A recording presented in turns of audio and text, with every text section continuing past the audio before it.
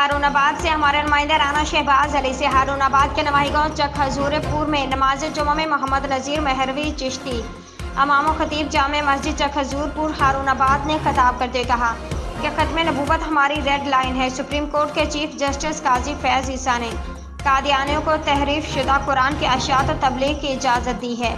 हम इस फैसले को मुस्तरद करते हैं और मुल्क में अमन व अमान की बहाली चाहते हैं। तहफ़्फ़ुज़ खत्म नबूवत की हिफाजत के लिए हर कुर्बानी देंगे। उन्होंने हुकूमत वक्त और सुप्रीम कोर्ट के चीफ जस्टिस काजी फैज़ ईसा से मुतालबा किया कि अपने फैसले पर नज़रसानी करते हुए अपना फैसला वापस ले, वरना हम किसी कुर्बानी देने से दरेक नहीं करेंगे। उन्होंने अपने इलाके के तमाम लोगों को आगाह किया कि कादियानियत मुख्तलिफ इलाकों में कुरान पाक मुफ्त देते हैं। अगर ऐसे कोई बंदा जो कुरान पाक मुफ्त दे तो कुरान पाक लेने से पहले अपने करीब किसी हाफिज़ व आलिम को देखा कर ले।